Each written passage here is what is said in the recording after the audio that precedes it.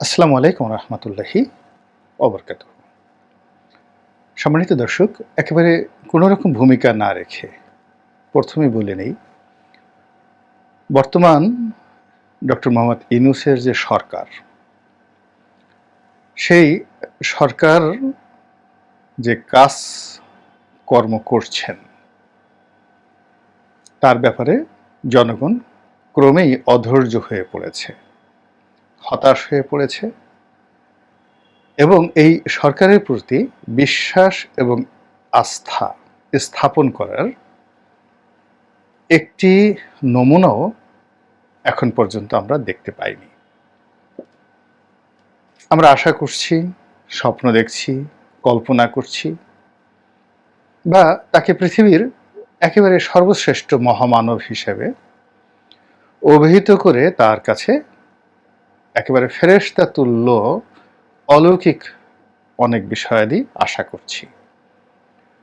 কিন্তু বাস্তবতা হলো যে তার সেই বিশালত্বকে যখন আমরা 18 কোটি মানুষের যে অভাব অভিযোগ, আশা আকাঙ্ক্ষা এবং দৈনন্দিন যে সমস্যা, সেগুলোর সঙ্গে কোনো অবস্থাতে মিলাতে পারছি না।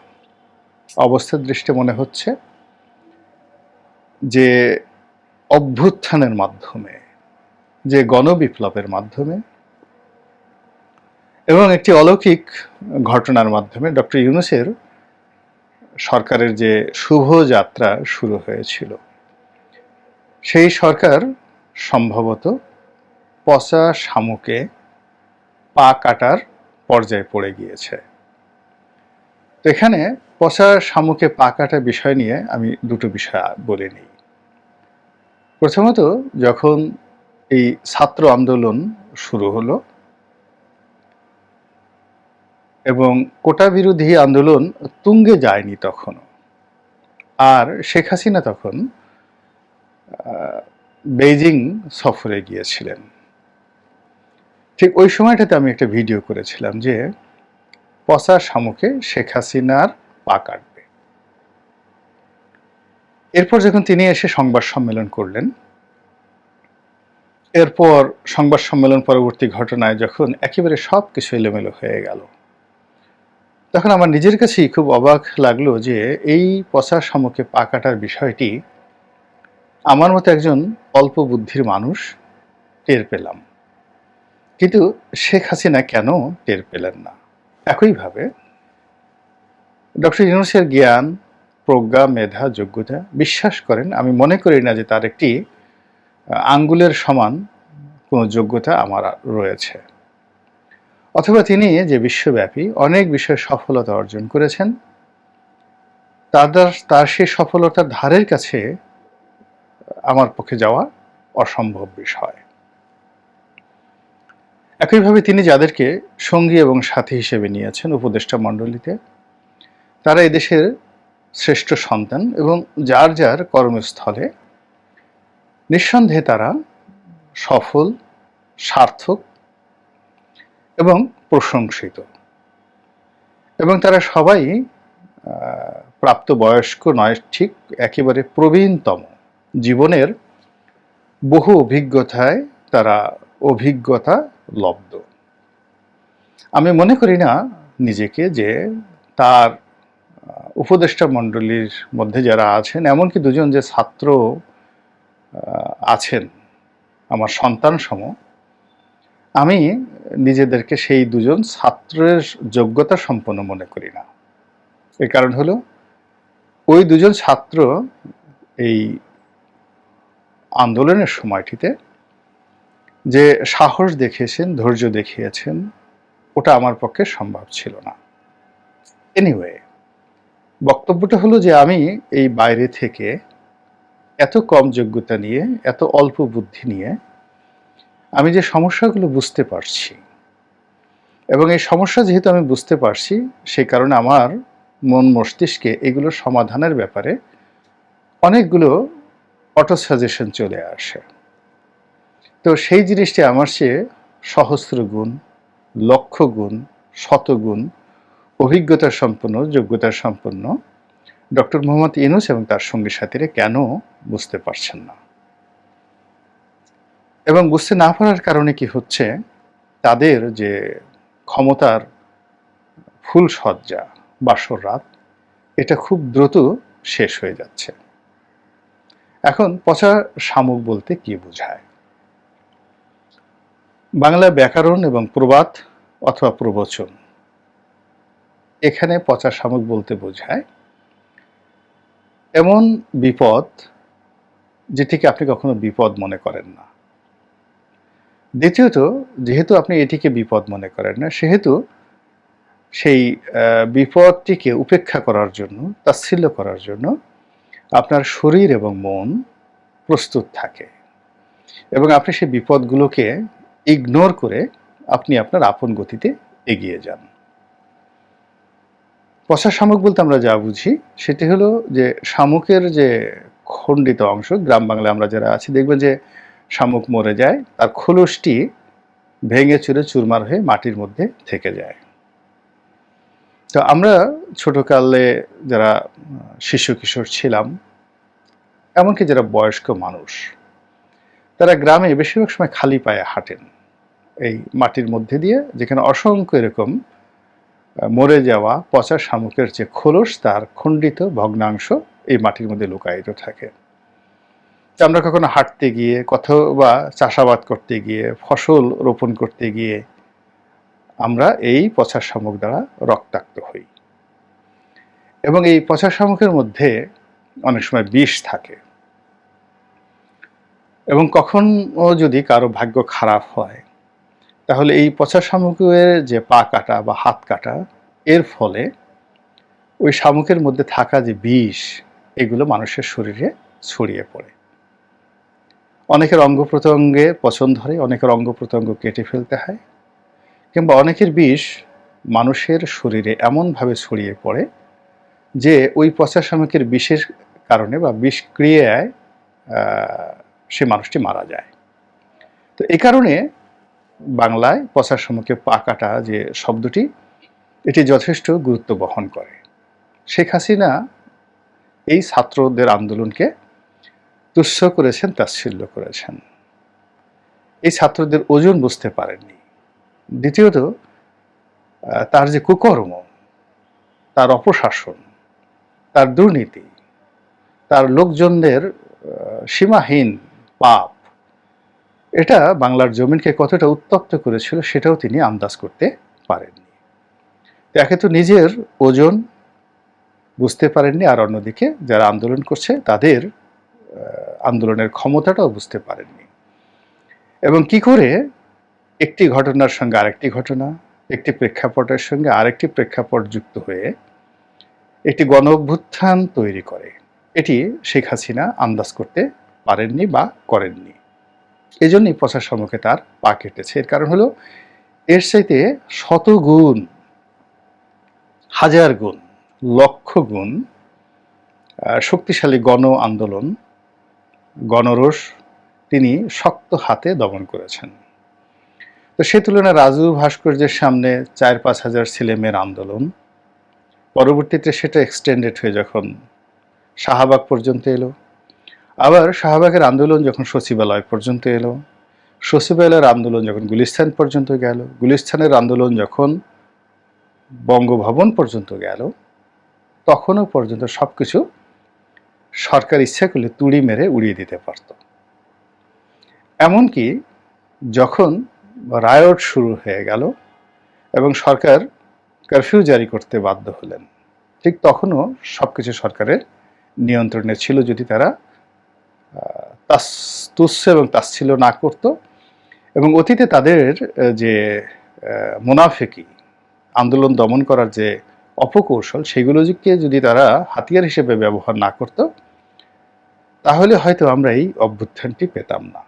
তো হাসিনার এই যে শেখ হাসিনার পরাজয় এবং পালিয়ে যাওয়া, সেখান থেকে যদি এই অল্প সময়ে ডক্টর মোহাম্মদ ইউনূসের সরকারের কতগুলো সমস্যা, যেগুলো খুব বড় সমস্যা নয় এখনো পর্যন্ত, কিন্তু খুবই বিরক্তিকর এবং কোনো সমস্যাই নয়, কিন্তু এই সমস্যাগুলো কালান্তরে 1 মাস পরে, 2 মাস পরে মহা সমস্যা হয়ে দেখা দিবে।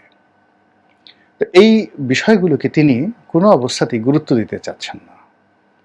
বাংলাদেশে যে একটা শক্তিশালী রাজনৈতিক শক্তি রয়েছে, মানুষের যে একটা রাজনৈতিক ডিজায়ার, ইচ্ছা রয়েছে, এবং রাজনৈতিক যে উইল ফোর্স রয়েছে, এটি ডক্টর মোহাম্মদ ইউনূস এবং তার সঙ্গী সাথী যারা আছেন তারা এই বিষয়টিকে এখনো পর্যন্ত নিজেদের ডিকশনারিতে ঢুকাননি। তিনি যাদেরকে পছন্দ করেছেন সেটা জনাব আলী রিয়াজ হোক, দেবপ্রিয় ভট্টাচার্য হোক, কিংবা ডক্টর আসিফ নজরুল হোক, তারা সবাই রাজনৈতিক দল হিসেবে বিএনপি, আওয়ামী লীগ, জামাত, জাতীয় পার্টি এদের কর্মকাণ্ড এবং এই কর্মকাণ্ডের সাথে জড়িত বেশিরভাগ লোককে তারা মনে করে লোয়ার গ্রেডের, এবং মনে করে যে এদের সাথে জনগণ নেই এবং জনগণ দীর্ঘ মেয়াদে তাদের কোনো অপশন নেই, বিকল্প নেই। এজন্য বিএনপিকে সাপোর্ট করে, জামাতকে সাপোর্ট করে, আওয়ামী লীগকে সাপোর্ট করে। এই ডক্টর মোহাম্মদ ইউনূস অ্যান্ড সঙ্গী সাথী, তার যারা সঙ্গী সাথী, তাদের এটা হলো মেন্স রিয়া আইনের একটা শব্দ। আপনি রাজনীতিকে যখন শত্রু মনে করবেন, মনে মনে শত্রু ভাবাপন্ন হবেন, এটিকে আইনের ভাষায় বলা হয় মেন্স রিয়া। তো রাজনীতি সম্পর্কে, রাজনৈতিক শক্তি সম্পর্কে এখানে যারা আছে সকলেরই একটা মেন্স রিয়া রয়েছে। রাজনীতিকে তারা শ্রদ্ধা করেন না, করতে পারেন না, এবং এখনো পর্যন্ত রাজনীতিবিদরা যে তাদের জন্য উপকারী হতে পারেন এবং আলটিমেটলি রাজনীতিবিদদের কাছে তাদেরকে ফিরে আসতে হবে, এই বিষয়টি তাদের মস্তিষ্কে ঢুকেনি। ফলে ক্ষমতা গ্রহণ থেকে আজ পর্যন্ত রাজনৈতিক দলকে সম্মান করে, মর্যাদা দিয়ে, নেতৃবৃন্দকে সম্মান মর্যাদা দিয়ে একটি সিঙ্গেল কর্ম এই ডক্টর মোহাম্মদ ইউনূস সরকার এখন পর্যন্ত করেননি। তাদের উচিত ছিল বেগম জিয়ার সঙ্গে দেখা করা, তারেক রহমান সাহেবের সঙ্গে কথা বলা, জামাতের আমিরের কার্যালয়ে গিয়ে দেখা করা, এমনকি আওয়ামী লীগের যে সকল ভালো ভালো নেতা রয়েছেন যাদের বিরুদ্ধে কোনো অভিযোগ নেই তাদেরকে ডাকা এবং সাহস নিয়ে। সেটা না কাজ করে তারা কি করলেন, ক্ষমতা তাদেরকে বসিয়েছে ছাত্ররা এবং জনতা। ছাত্র জনতা কথাটা বলতে ইনফিনিট, এটার কোনো সীমা পরিসীমা নেই এবং এটার কোনো সমাপ্তি নেই, কিন্তু ছাত্ররা তাদেরকে বসিয়েছেন। এবং ছাত্ররা বলতে এই আন্দোলনরত ছাত্ররা, মানে ছাত্রলীগের ছাত্র নয়, শিবিরের ছাত্র নয়, বা ছাত্রদলের ছাত্র নয়। তো এই মানসিক অবস্থার কারণে রাজনৈতিক দলগুলোর মধ্যে এই অল্প সময়ের মধ্যে যে বিভেদ তৈরি হয়েছে এটি বাড়তে থাকবে এবং এই বিভেদ এখন আর দূর করা সম্ভব নয়। এবং এই বিভেদের ফলে রাজনৈতিক দলগুলোর যে শক্তিমত্তা, তাদের যে সাংগঠনিক ক্ষমতা, যা কিছু হোক না কেন, এগুলোই ইউনূস সরকারের বিরুদ্ধে ক্রমাগতভাবে যাবে এবং ডক্টর ইউনূসকে এর পরিণতি ভোগ না করে তিনি সেখান থেকে যেতে পারবেন না। অথচ তিনি যে স্বর্ণালী সুযোগ পেয়েছিলেন, সমস্ত রাজনৈতিক দল যেভাবে তাকে সমর্থন দিয়েছিল, যেভাবে তার প্রতি আগ্রহ দেখিয়েছিল, শ্রদ্ধা পোষণ করেছিল, এটি বিস্ময়কর। এরকম সৌভাগ্য শতবর্ষে, মানে প্রতি 100 বছরে কোনো নায়ক মহানায়কের জীবনে ঘটে না, যেটি এইবার ডক্টর ইউনূসের ক্ষমতা গ্রহণের সময় বাংলাদেশের একটা সিঙ্গেল লোক এর বিরোধিতা করেনি, উনি এটি কাজে লাগাতে পারেননি। 2 নম্বরে আমার কাছে যেটা মনে হচ্ছে যে তিনি শাসন করার জন্য সঙ্গী হিসাবে এমন লোকদেরকে বেছে নিয়েছেন যাদের কারোরই শাসন করার অভিজ্ঞতা নেই,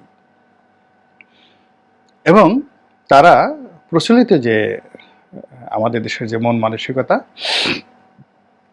সেই মন মানসিকতা অনুযায়ী যে শাসন করবেন, পরিচালনা করবেন, ম্যানেজ করবেন, এই ব্যাপারে অভ্যস্ত নয়।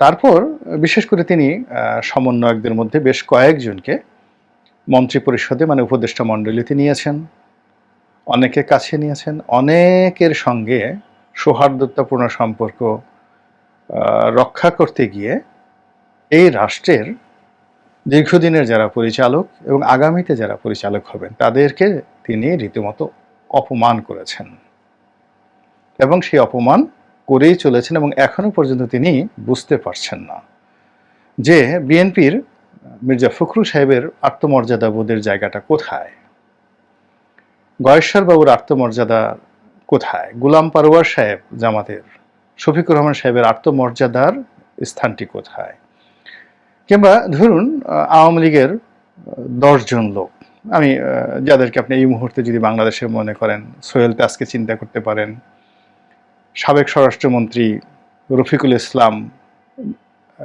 সাহেব বীরুত্তম, মেজর রফিকুল ইসলাম বীরুত্তম, তার কথা চিন্তা করতে পারেন। এরকম এই যে আব্দুল মান্নান সাহেবকে ধরা হলো, গ্রেপ্তার করা হলো, সুনামগঞ্জের সাবেক এমপি মন্ত্রী, তার কথা চিন্তা করতে পারেন। এরকম অসংখ্য লোক রয়েছেন যাদের সম্পর্কে একটি ন্যূনতম নেতিবাচক শব্দ কেউ উচ্চারণ করতে পারবে না। এরকম অনেক লোক আছেন। তো এই মানুষগুলো একটা পরিবর্তিত পরিস্থিতি, আওয়ামী লীগের লক্ষ লক্ষ মানুষ কিন্তু চেয়েছে শেখ হাসিনার পতন হোক, পরিবর্তন আসুক, সালমান এফ রহমানরা চলে যাক, কিন্তু তাদেরকে তো আপনার একটা স্পেস করে দিতে হবে। এই জায়গাটি ডক্টর মোহাম্মদ ইউনূস হাত দিতে পারেননি, অথচ ওনার যেখানে হাত দেওয়ার দরকার এটা সে প্রথম দিনই দিয়েছেন। উনি যখন ফ্রান্সে বাংলাদেশে আসেননি, সরকারের শপথ গ্রহণ করেননি, তার আগেই গ্রামীণ ব্যাংকের সামনে সাইনবোর্ড টানানো হয়ে গেছে। লোকজন গ্রামীণ ব্যাংক ভবনের দখল নিয়ে নিয়েছে। এই কাজগুলো করতে তো তার দেরি হয়নি, তার লোকজনের দেরি হয়নি, কিন্তু বেগম জিয়ার সঙ্গে দেখা করতে হবে, কৃতজ্ঞতা প্রকাশ করতে হবে, ধন্যবাদ দিতে হবে, এটা দেরি হলো কেন? এটাই হলো পচা শামুক। তো তিনি এই যে প্রথম যেটা বললাম, রাজনৈতিক বিষয়াদি নিয়ে তার যে চিন্তা চেতনা, দ্বিতীয়ত এই তরুণদেরকে সামনে এগিয়ে এনে তিনি প্রবীণদেরকে ব্যবহার করছেন। 3 নম্বরে হলো যে তার কোনো সার্কিট ব্রেকার নেই, মানে তিনি যে কর্মকাণ্ডগুলো করেছেন বা করে চলেছেন এটার কোনো সীমা নাই, পরিসীমা নেই, শাস্তির ব্যবস্থা নেই। তিনি এই যে তরুণদের অনেক ভুল হচ্ছে, ভ্রান্তি হচ্ছে, সমন্বয়কদের, তাদেরকে তিনি নিয়ন্ত্রণ করতে পারছেন না, তাদের উপর প্রভাব বিস্তার করতে পারছেন না, এবং তাদের ভুল হলে, অন্যায় হলে তাদেরকে শাস্তি দেওয়ার মতো সাহস তিনি এখন অর্জন করতে পারছেন না। এটা পচা শামুকে পাকাটার মতো অবস্থা সৃষ্টি করবে তার জন্য। এরপর তিনি তার কর্মপরিধি, এই কর্মপরিধি তিনি এখনো ঠিক করতে করেননি। তার ধারণা যে তিনি বিশ্বজয়ী মানুষ, বিশ্ব যাকে বলা হয় প্রশংসিত মানুষ, সারা দুনিয়ার মানুষ ভালোবাসে, বাংলাদেশের মানুষও তাকে ভালোবাসবে। শেখ হাসিনাকে তাড়িয়ে তাকে যে মানুষ বুকে নিয়ে রেখেছে, সারা জীবন তাকে মাথায় করে মানুষ নাচবে। বিশ্বাস করেন, জাস্ট ওয়েট 2 days, 2 week, আজ থেকে 2 সপ্তাহ পর্যন্ত আপনি দেখেন যে উনার ইমেজটা কোথায় চলে যায়। আজ থেকে উনি জাতিসংঘ থেকে ফেরত আসুক, তারপর আপনি দেখবেন। তো এই জায়গাগুলোতে তার একটা কর্মপন্থা নির্ধারণ করা, টাইম লাইন দেওয়া, টাইম ফ্রেম দেওয়া, অধিক্ষেত্র তৈরি করা, এটাকে তিনি মনে করছেন না। তিনি শেখ মুজিবুর রহমান বঙ্গবন্ধু যখন বাংলাদেশে এসেছিলেন, পুরো বাংলাদেশটাকে তার মনে হয়েছিল, ডক্টর মোহাম্মদ ইউনূসেরও তাই মনে হচ্ছে। একেবারে সবার শেষে যেটা তাকে ধরেছে যে রোগ, সেই রোগ হলো তিনি মনে করছেন যে জো বাইডেন, আমেরিকা, পশ্চিমারা তাকে রক্ষা করবেন। বাস্তবতা হলো তিনি শেখ হাসিনার কবলে পড়ে যদি ফাঁসিতে ঝুলে পড়তেন, তাহলে তার অবস্থা ওই মায়ানমারের সুচির চেয়ে খুব বেশি কিছু হতো না। তাকে যদি জেলে নেওয়া হতো, কিছুই হতো না। তারা বলতেন যে তুমি ঝুলে পড়ো, আমরা দেখছি। এই হলো পশ্চিমাদের অবস্থা। তো এখন তিনি এই বাংলার জনগণ, বাংলার রাজনীতিবিদ, বাংলার মানুষ, তাদেরকে বাদ দিয়ে তিনি বাইডেনের সঙ্গে বৈঠক করার জন্য, আমেরিকাতে জাতিসংঘে ভাষণ দেওয়ার জন্য, যার 2 পয়সার ভ্যালু নেই, তিনি এই কাজগুলোকে গুরুত্ব দিচ্ছেন। অথচ এই মুহূর্তে তার উচিত ছিল পাহাড়ে যাওয়া, তার উচিত ছিল সেনাবাহিনীর সঙ্গে খুব গুরুত্বপূর্ণ বৈঠক করা পাহাড়ের বিষয়াদি নিয়ে। তার উচিত ছিল শ্রমিক সংগঠনগুলোর সাথে বৈঠক করা, গোপন বৈঠক করা, কেন গাজীপুর থেকে বিভিন্ন অঞ্চলে এই গণ্ডগোলগুলো হচ্ছে, এই বিষয়গুলো নিয়ে। এই গুরুত্বপূর্ণ কাজগুলো বাদ দিয়ে তিনি একখানা ভাষণ দেওয়ার জন্য সেই 57 সদস্যের বিশাল বহর নিয়ে রাষ্ট্রীয় খরচে সেখানে চলে গেছেন। তো এইরকম অনেকগুলো বিষয় যেগুলো এই মুহূর্তে খুব বড় সমস্যা নয়, কিংবা আদৌ কোনো সমস্যা নয়, কিন্তু এইগুলো মানে চেইন অফ কমান্ডে এসে ঘুরতে ঘুরতে ঘুরতে ঘুরতে একেবারে পচা শামুকে যেভাবে মানুষের পা কেটে বিশ্রী একটা অবস্থা তৈরি করে, ঠিক সেই রকম একটি অবস্থা তৈরি হয়ে গেছে ডক্টর মোহাম্মদ ইউনূসের জন্য। আর এই অবস্থা থেকে বের হওয়ার জন্য যে কলা দরকার, যে কৌশল দরকার, যে আবেদন দরকার, নিবেদন দরকার, যে কর্মপন্থা দরকার, তার একটাও তিনি শুরু করেননি। চিন্তা করছেন কিনা আমি তাও বলতে পারবো না। তার যে বিশৃঙ্খলা এবং তার যে তিনি যে মনোযোগী নন রাষ্ট্র গঠনে, তার বাস্তব প্রমাণ হলো তার যে বাসভবন, সেই বাসভবনের শ্রী দেখলেই বুঝতে পারবেন। সেখানে এখানে একটা ট্যাঙ্ক বসে আছে, পেছনে একটা ট্যাঙ্ক, সামনে কাঁটাতারের বেড়া। মনে হচ্ছে যে একটা বিশ্রী জায়গা, একটা সরকার প্রধানের বাসভবন, সামনে ফুলের বাগান থাকবে। আচ্ছা, এত জায়গাতে এত ফুলের বাগান, সেই ওখানে যদি 4-5 হাজার ফুলের টব থাকতো, সেনাবাহিনীর একটা চৌকস দল যদি সেখানে দুটো সারিতে দাঁড়িয়ে 8 ঘন্টা করে পুলিশ দাঁড়াতেন, 100 জন এই পাশে, 50 জন এই পাশে, 50 জন, দেখে মনে হতো যে এটা ডক্টর মোহাম্মদ ইউনূস গণপ্রজাতন্ত্রী বাংলাদেশ সরকারের সরকার প্রধান হিসেবে এখানে থাকেন। ঠিক সেনাবাহিনী প্রধানের বাসার সামনে গিয়ে দেখেন, বাসার সামনে গেলেই আপনার চোখ জুড়িয়ে যাবে, মনে হবে দেয়ার ইজ এ ম্যানেজমেন্ট। এবং সেই ম্যানেজমেন্টের কারণেই সেনাবাহিনীর কমান্ড আছে। কিন্তু ইউনূস সাহেবের বাসার সামনে গিয়ে দেখেন ওখানে কোনো ম্যানেজমেন্ট নেই। ইউনূস সাহেবের যে অফিসের সামনে গিয়ে দেখেন কোনো ম্যানেজমেন্ট নেই। ঠিক সেম অবস্থা শেখ হাসিনার ছিল। সুধা সদনের সামনে আমি গত একেবারে সেই 2009 থেকে এই পর্যন্ত কোনো ম্যানেজমেন্ট দেখিনি। 32 নম্বরের সামনে কোনো ম্যানেজমেন্ট দেখিনি, ফুলের বাগান দেখিনি, সাজানো গোছানো সারিবদ্ধ কোনো নিয়ম দেখিনি। এই পাশে কাঁটাতারের বেড়া, এই পাশে পথ বন্ধ, এখানে ময়লা, ওখানে কুকুর শুয়ে আছে। আর সেখানে সেনাবাহিনী বা অন্য যারা লোকজন এলোমেলোভাবে দাঁড়িয়ে আছে। এমনকি গণভবনের যে সামনে, ওটার কোনোই সৌন্দর্য ছিল না, একটা বিশ্রী ছিল গণভবনের সম্মুখ। এবং সেই গণভবনের প্রবেশদ্বার দেখেই একজনের মনে হতো যে এখানে পতন অনিবার্য। আর আপনি একটা বাড়ির বা একটা জায়গার সিংহ দরজা, প্রধান ফটক দেখলে আপনি বুঝতে পারবেন যে এখানে একজন রুচিশীল মানুষ বসবাস করে। তো ডক্টর মোহাম্মদ ইউনূসের এই বাড়ির সামনে, অর্থাৎ যমুনার সামনে গেলে আপনি বুঝতে পারবেন যে কতগুলো পচা শামুক সেখানে গিজ গিজ গিজ গিজ করছে, রমনা পার্কের ঠিক উল্টো দিকে। আল্লাহ আমাদের সবাইকে হেদায়েত দান করুন এবং হেফাজত করুন। আসসালামু আলাইকুম ওয়া রাহমাতুল্লাহি ওয়া বারাকাতুহু।